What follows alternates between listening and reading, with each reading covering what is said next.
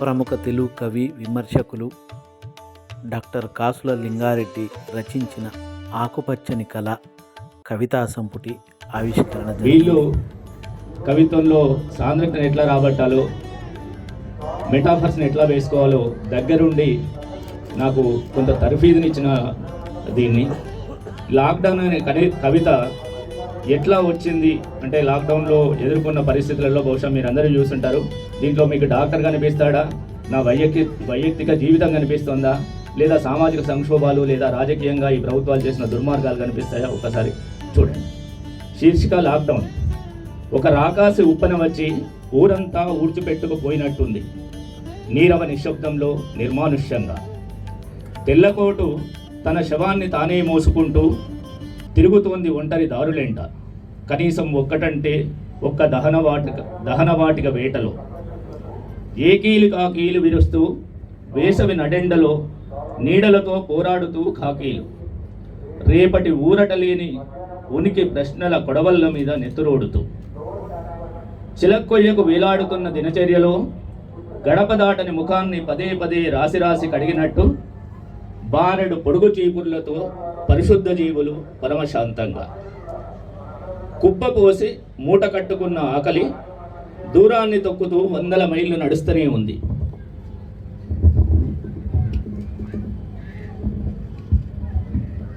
నెర్రెలివడిన నీరడి పొలం లాంటి పాదాలతో అడుగడుగునా గుచ్చుకున్న పల్లేరుగాయల గాయాల గుండెలతో రోడ్డు ఒక బలిసిన కొండ చిలువ. దాని నోట పడేదాకా గమ్యం చేరుతున్నట్టే ఉంటుంది.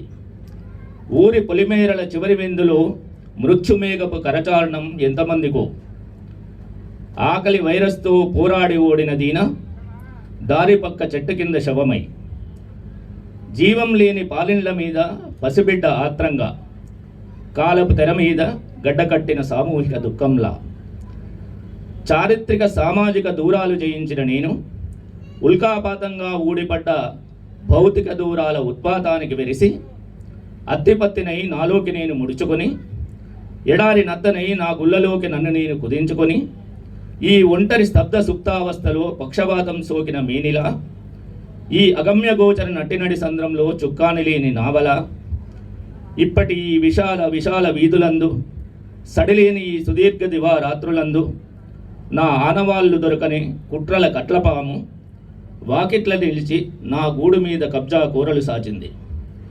నా కాలపట్టికని బట్టి పట్టిన కరెంటు మీటరు బోర్డు ఆక్రమిత పక్షి ఆగిపోయిన నా జీవన గడియారం కేసి ఒక చూపు చూసి గుమ్మం మీద గుట్టుగా వాలి ఒక కన్నీటి పాట పాడింది.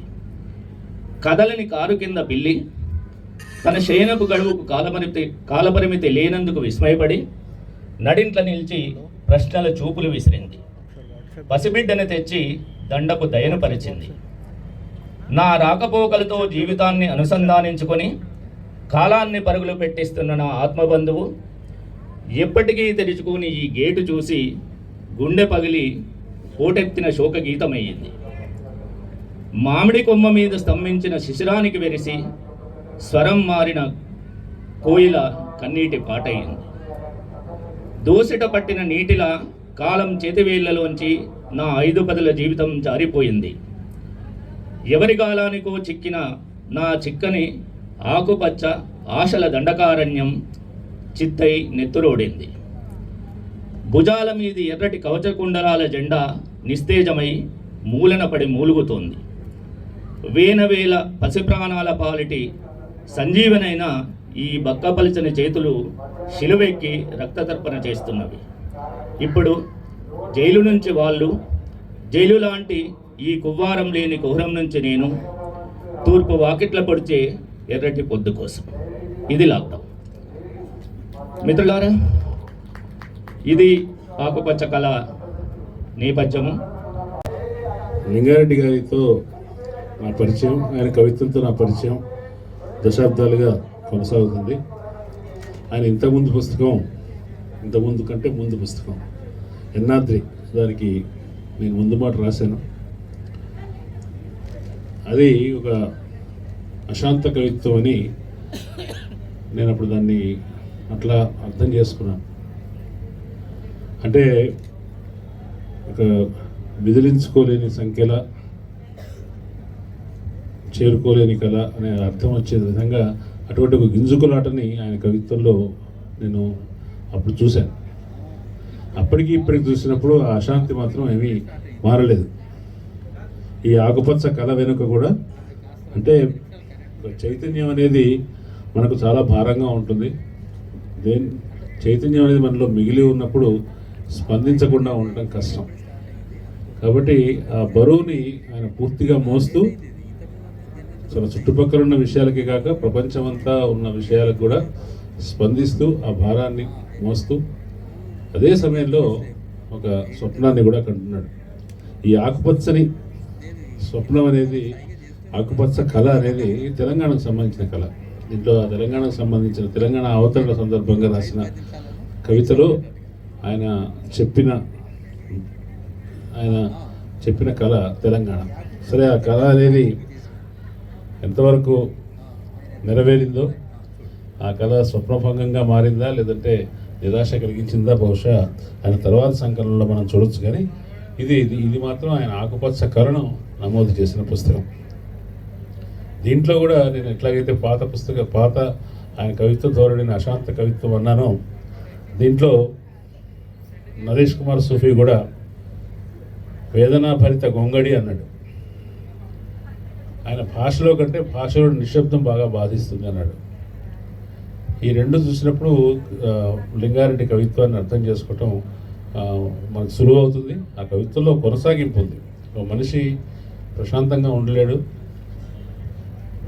ఉండలేడు కాబట్టే కవిత్వం రాస్తున్నాడు. ఆ ప్రశాంతంగా ఉండలేని పరిస్థితి ప్రపంచమంతా ఉన్నాయి. అది తెలంగాణలో కావచ్చు, గాజాలో కావచ్చు, టర్కీలో కావచ్చు, ఎక్కడైనా మొత్తం ప్రపంచంలో జరుగుతున్నటువంటి సకల పరిణామాలు కూడా దుఃఖదాయకంగానే ఉన్నప్పుడు కవి క్షేమంగా, సుఖంగా, శాంతిగా ఉండలేడు. ఆ శాంతిగా ఉండలేకపోవటానికి గుర్తులే, రుజువులే మనకు దీంట్లో అన్నీ కనిపిస్తాయి. ఆఖరికి ముఖ్యంగా ఈ 10 సంవత్సరాలుగా 2014 నుంచి 10-11 సంవత్సరాలుగా దేశంలో నెలకొన్న వాతావరణం గురించి కూడా ఆయన విపరీతంగా మదన పడుతూ ఉన్నాడు. ఈ 11 సంవత్సరాల గురించి భారతదేశ ప్రయాణాన్ని, సామాజిక ప్రయాణాన్ని గురించి బాధపడకుండా ఉండటం కవి అయిన వాడికి సాధ్యమయ్యే విషయం కాదు. ఎందుకంటే అది మనందరి ఆత్మనిర్భరతని, మనందరి ఆత్మగౌరవాన్ని, మనందరి హేతుబద్ధ ఆలోచనల్ని, మానవీయ స్పందనల్ని, సెన్సిబిలిటీస్ అన్నింటినీ కూడా బాధించే పరిణామాలు ఈ 11-12 సంవత్సరాలుగా జరుగుతున్నప్పుడు దాని గురించి ఎక్కువ కవితలు ఇందులో కనిపిస్తాయి. ఈ పరిణామాలన్నిటికీ ఈ కవి ఒక ప్రత్యక్ష సాక్షి మాత్రమే కాదు, ఫోరెన్సిక్ సాక్షి అని నారాయణస్వామి అన్నాడు.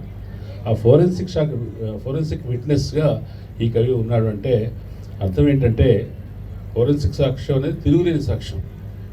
ఈ కవిత్వం ఆ సాక్ష్యాన్ని చెప్తుంది. అట్లాగే దీంట్లో రాసిన కవితా వస్తువుల యొక్క రేంజ్ మనం చెప్పాము. స్థానికమైన తెలంగాణ ఉద్యమం దగ్గర నుంచి మొదలుపెట్టుకొని అనేక సామాజిక, రాజకీయ, ప్రపంచీకరణ పరిణామాలన్నింటినీ కూడా ఈ కవిత్వంలో చూడవచ్చు. ఒక పక్కన ఆశల ఆకుపచ్చని దండకారణ్యం చిత్తడైపోయి నెత్తురుడుతుందని చెప్పడం ఉంది. అట్లాగే ఆశావహ దృష్టి ఆశల టార్చ్ లైట్ పెట్టుకునే కాలం అడుగులు వేస్తుందని చెప్పడం ఉంది. ఇట్లా ఈ ఆకుపచ్చ తెలంగాణ, ఈ ఆకుపచ్చ కళ అనేది మనలో, మన చుట్టూ మనం దహించుకుపోయే వాస్తవికత ఉన్నప్పుడు మనల్ని మనం నిలబెట్టుకోవాలంటే, మనలో ఆశ నిలబెట్టుకోవాలంటే, మనం సర్వైవ్ కావాలంటే ఒక ఆకుపచ్చ కళను ధరించాలి. అదొక ఆశావాహ దృష్టి. అంటే చుట్టుపక్క ఎంత డిస్ట్రెస్ ఉన్నప్పటికీ, ఎంత విధ్వంసం ఉన్నప్పటికీ, దుఃఖం ఉన్నప్పటికీ ఆ దుఃఖంలో కూరుకుపోయి మనల్ని మనం దహించుకోకూడదు. మనలో ప్రత్యామ్నాయంగా ఒక ఆకుపచ్చదనాన్ని కూడా నిలుపుకోవాలి అని చెప్పే ఆశావాహ దృష్టి ఈ కవిత్వంలో ఉంది. అట్ ద సేమ్ టైం నేను లింగారెడ్డిని అభినందిస్తుంటే ఆయన ఒక వైద్యుడు. ఆయన లైఫ్ స్టైల్ చాలా ప్రతిరోజు చాలా ఎమర్జెన్సీస్ తోటి, చాలా మనుషులను అత్యవసరంగా అటెండ్ కావటం, అటువంటి విషయాలతో ముడిపడి ఉన్నటువంటి ఒక ఆతృత కలిగిన జీవిత విధానం.